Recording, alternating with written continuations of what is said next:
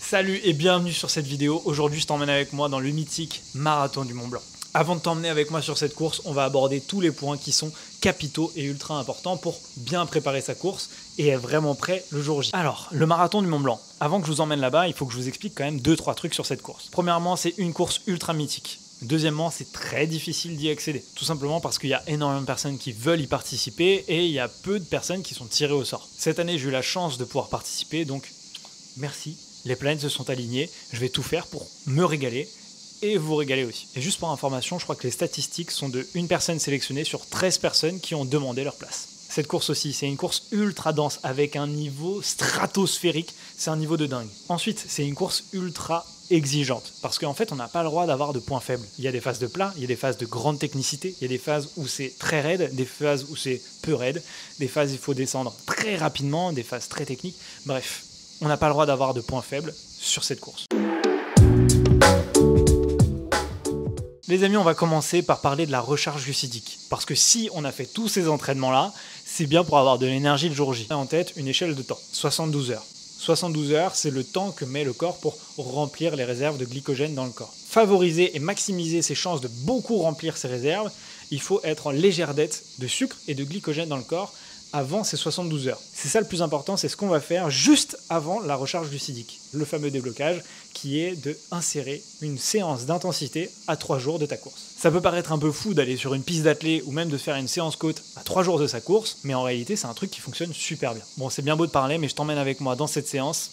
C'est parti. Et les amis, on est parti pour la séance du coup qui est juste avant la recharge glucidique.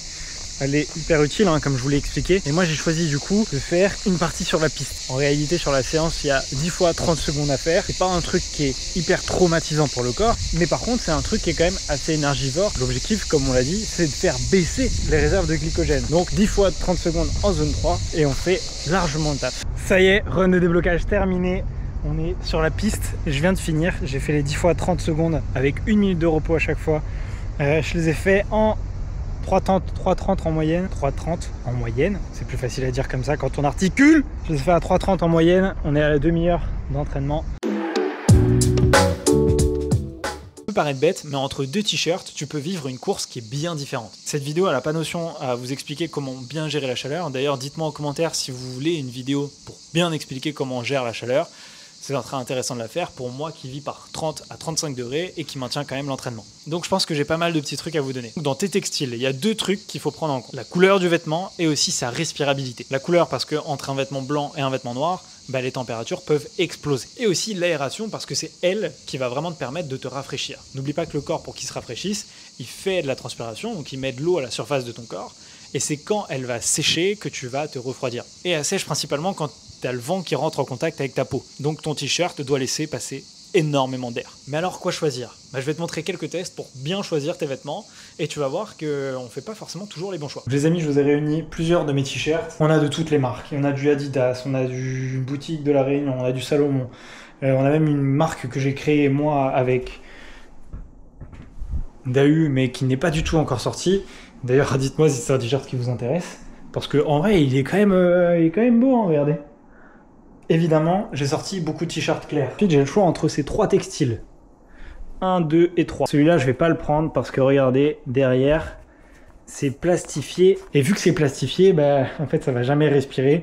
L'air, il va jamais passer. Donc, je vais pas vraiment me refroidir avec celui-là. Donc, celui-là et le noir, ça dégage. Maintenant, entre les deux, et pour ça, j'ai une technique qui fonctionne super bien, c'est la technique du sèche-cheveux. Avec ça, on va pouvoir tester si notre t-shirt est très respirant et s'il laisse passer l'air. Donc le test est pas compliqué, on met le sèche-cheveux à l'intérieur, on le colle au tissu, on enlève la chaleur, évidemment, parce que sinon on va défoncer le t-shirt, et on met la main de l'autre côté du t-shirt pour voir si l'air, elle passe bien ou pas. Évidemment, il faudra prendre le t-shirt avec le plus d'air qui passe.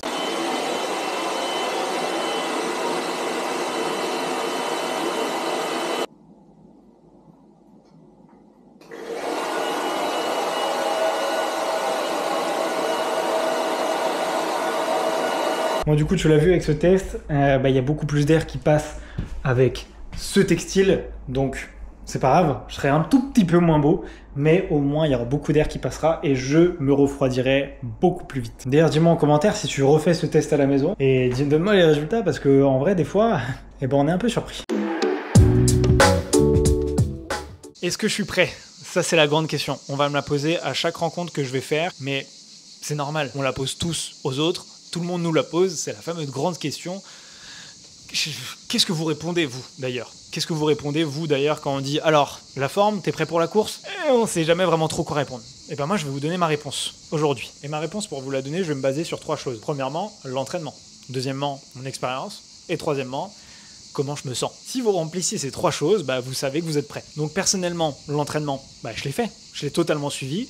Donc, critère validé. Deuxième point, est-ce que j'ai l'expérience? Est-ce que j'ai l'expérience pour gérer des courses, gérer mon effort, gérer ma nutrition, gérer plein de trucs à l'intérieur de cette course? Bah, c'est plus ou moins prêt.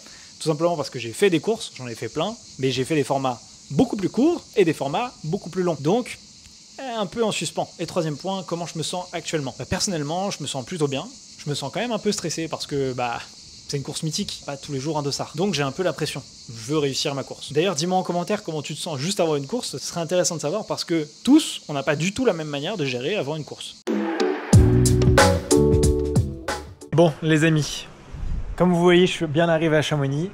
Mais j'ai failli ne pas prendre le départ de cette course. J'ai failli même faire demi-tour et ne pas aller à Chamonix, et il faut que je vous explique tout ça. Il y a un train pile quand je parle. Bon les amis, comme je vous l'ai dit, le marathon du Mont Blanc, c'est une course mythique, c'est une course qui me fait rêver depuis un moment, et vous l'avez vu dans les autres vidéos, j'ai fait, je pense, une des meilleures prépas que j'ai fait de ma vie, et il s'est passé un événement un peu inattendu. Donc à J-2 de la course, j'ai fait une belle intoxication alimentaire. Donc pendant toute la journée du vendredi, j'ai absolument pas pu manger. J'ai passé aussi une journée d'enfer dans les transports en commun parce que la SNCF, je vais pas rentrer dans les détails, mais il y a eu pratiquement 6 à 8 heures de retard. Je devais arriver à Chamonix à 16h, je suis arrivé à minuit.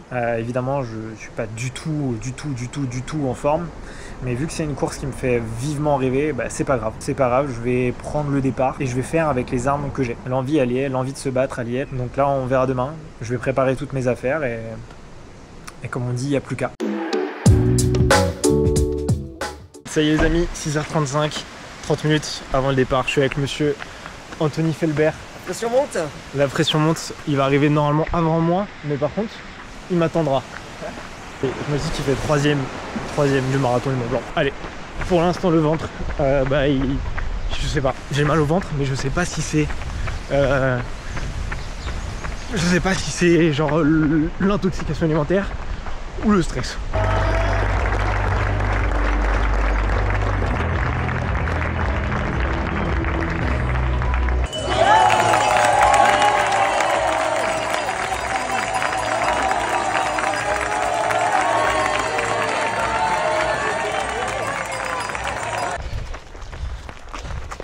Allez, kilomètre 5, j'ai laissé passer tout le monde, hein. Merde, j'ai pas pu filmer, c'était la cohue. Scénario de course pour l'instant il tient. J'ai laissé partir tout le monde parce qu'ils partent beaucoup trop vite. Pour l'instant le bide tient, on va voir. Mais c'est vrai que là, le cardio il monte en 2 secondes. Hein. Kilomètre 12, 1h10 de course. C'est pas les 12 km les plus faciles de ma vie. Hein. Et bon, on va se battre comme on a dit. Et j'attends le ravito avec impatience. Step by step, de ravito en ravito. Vous l'entendez si bien, on arrive au ravito. Ça fait du bien.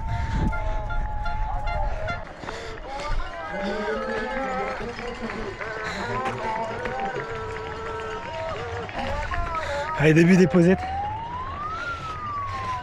La plus grosse montée du parcours. Pour moi, la partie la plus difficile, je pense. C'est dur, mais on y est. La fête est bonne.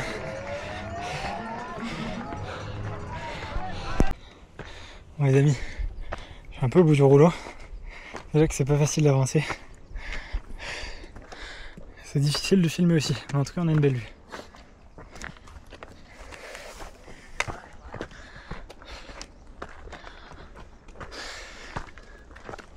Mec, j'ai revu 3 fois dans la montée. Ouais, faut récupérer maintenant. Ah, c'est un délire. C'est vraiment mal. Un bon ravito là. Merci. fatigué. Mettons un coup d'eau là-bas, dans l'eau. Ça c'est de l'eau, ça c'est de l'eau pure. Tiens. T'as des robinets là en arrivant pour te mouiller. Merci beaucoup, Kevin.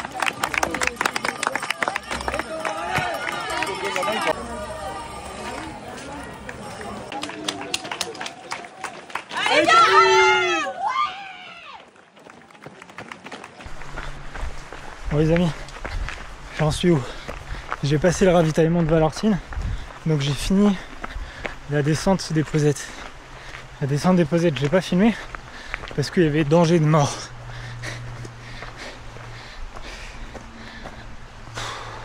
Simplement parce que j'ai les jambes qui tremblent, surfroides. Tout le temps envie de vomir, donc j'ai préféré me concentrer pour pas tomber. Je suis reparti du ravitaillement de Valortine là. Il reste 16 km je crois. On est au 26e. Apparemment on a fait le plus dur. On a fait le plus dur c'est sûr, mais il reste un beau morceau quand même. Et on peut pas dire que je sois le plus rapide. Yo le Kev! Allez Kev! T'as un estomac de remplacement. De remplacement, non, j'ai pas. Ça va? T'as mal au ventre? Je sais pas où j'ai pas mal. C'est pas grave, écoute, on fait avec les armes du jour. Une longue journée avec toi-même. On aura appris quelque chose. C'est bien. Bon, les amis, j'ai fini le col des montées. On attaque le vilain Béchard. Regardez-moi. À l'heure où je vous parle, je suis à 4 heures de course. Les premiers sont déjà arrivés depuis un moment. Ils sont limite sous la douche. En tout cas, j'espère que mon pote Anto Felbert a fait 3 ou moins. J'espère. Je crois en lui. En tout cas, il est passé ici il n'y a pas longtemps. Enfin, il y a longtemps du coup. Et j'espère qu'il a bien kiffé. Les amis, je vais attaquer la fameuse montée de la Flégère. Pendant toute la course, je me suis dit que ça allait revenir. Je vais pas vous cacher que c'est jamais revenu.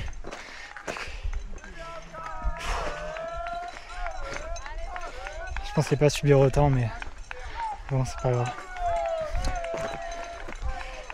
Il reste plus que la Flégère, descendre des plus, un plateau, et après descendre sur Chamonix.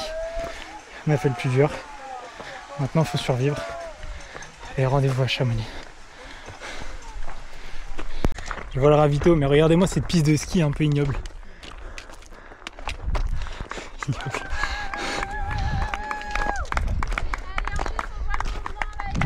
Je sais même pas comment je tiens debout des fois. Vraiment, je te jure. Je sais pas comment je tiens. Le corps est surprenant. Bordel de merde.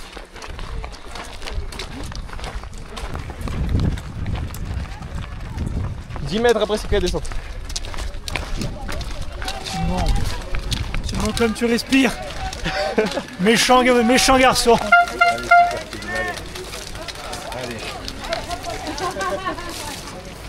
Allez, c'est dans la tête. Allez, Kevin.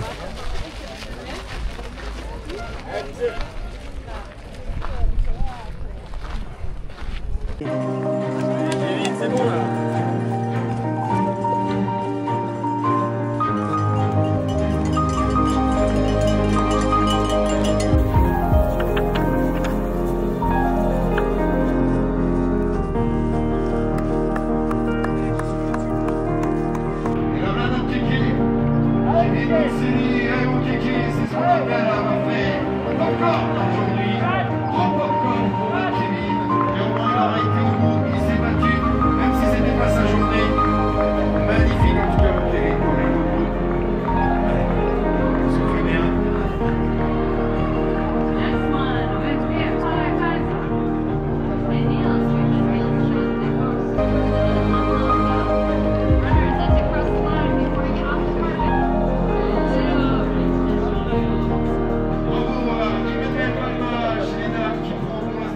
Première place, Chilien.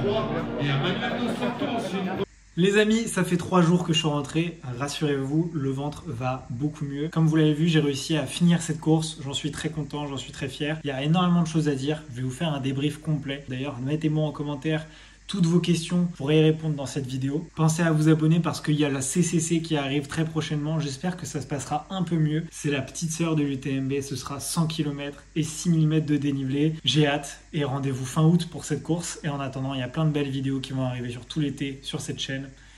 Ciao!